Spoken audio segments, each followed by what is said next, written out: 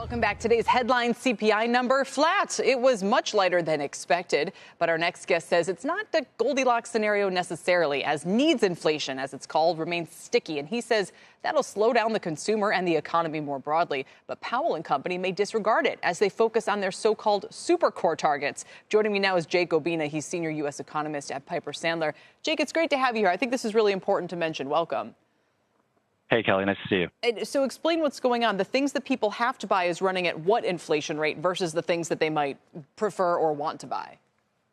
Yeah, so if you took a holistic view of inflation, I think there's no doubt that we've seen some significant progress, right? I mean, if you take the shelter component out, which everybody knows has all kinds of problems, lagging actual rents in the market, and inflation's right around the Fed target at 2. But when you look beneath the surface, the stickiness in inflation is in these parts of consumption that the consumer can't really diversify away from. So it's in healthcare-related areas, whether that's services, prescription drugs, insurance, it's in auto insurance, it's in housing insurance. It's in just a plethora of things that make up the consumer basket that are about 25% of consumption that, again, you can't diversify away from. And if you look at that basket, it's running at about 6% year over year, even after today's kind of lighter number. Wow. That's a couple of things, right? It's putting pressure on discretionary consumption because it squeezes consumer pocketbooks, essentially. And so it reduces the amount of money that's available to spend on other things. And if you see the transmission mechanism from that sticky inflation to the discretionary parts of consumption, discretionary inflation is all the way down to 0. It printed 0.1% year over year. It was 0. In the May report. Yep. Okay. 0.1. And if you look within pockets, some of them are running negative, right? So I think, this squeeze on consumers from very elevated non-discretionary is having a feedback loop effect to discretionary pricing power in a negative way. Yeah, I mean, there's deflation already. If you look, as you've highlighted in others, the digital numbers that Adobe puts together, those have 5% deflation in the latest report. Apparel, furniture, electronics, all the usual suspects. It's been going on for 2 years now. What should the Fed do?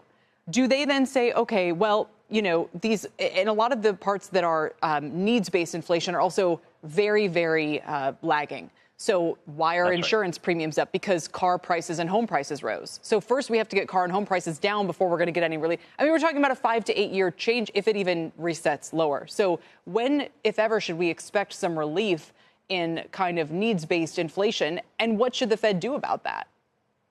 Well, I think you're going to get it with a lag, like you said. Unfortunately, I don't think the Fed can do anything about it, which is why it's super interesting that they focus on Supercore, which has essentially been a one-trick pony, which is auto insurance. And you saw Supercore this morning printed actually negative if you kind of unround it. And that was because auto insurance actually printed negative kind of weirdly for the first time, I think, since 2021. So focusing on Supercore is kind of the wrong thing if you want to look at the things that you actually have influence over. But I think we are going to get relief because, again, it is a catch-up to asset values that went up for durable goods in particular, autos, homes, et cetera. But you're seeing some downward pressure there in the auto space in particular, right? You got new vehicles down 5 months in a row now in terms of price. This was in the CPI, down 7 of the last 9 months. And look at the inventory. Look at the supply and demand mix there, right? Inventories in real terms, in inflation-adjusted terms across the supply chain are hitting record highs, right? That's really shocking because during the pandemic, I mean, we were starved of inventory. Now we're hitting record highs, and we're hitting record highs in an environment where affordability stinks, right? Because rates are very high, and we're still seeing these elevated prices, even though they're down recently. And so unit sales are still running very weak into an increasing supply backdrop. Production schedules are ramping up. Yeah. Right. So you're going to see downward pressure on price there, and eventually you're going to see a cooling off on the insurance premium side from that as well. But I think it's going to take some time. So, and in listening to your answer, I've now forgotten my question. But I was basically going to ask you, then, if the Fed is running things too tight, if they're effectively keeping rates higher than they should because auto premiums are up and all the rest of this, I mean, would this argue then for them to cut rates significantly in the near term or risk a slowdown? Or now I remember I was our guest top of the hour. She said, no. If they start easing too quickly, service inflation is going to pick back up. I think they're hard pressed to point to service inflation that's actually on the discretionary side that has any risk of ramping back up. I would argue that, the fiscal impulse that you saw over the course of the pandemic, the $2 trillion plus in excess savings to the household sector, that was the main driver of inflation. Totally. Excess savings hit negative in April, right? This is the first time it went negative.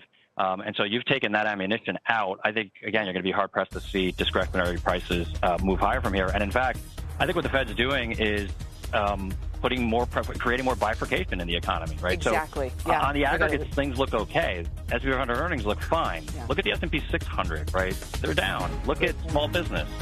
It's down. Look at kind of mid to lower income tiers. Yeah. They're suffering from higher interest rates. Jake, I appreciate it. Thank you for joining me today. Like I said, read the newsletter for more. Jake Oubina from Piper Sandler. Perfect.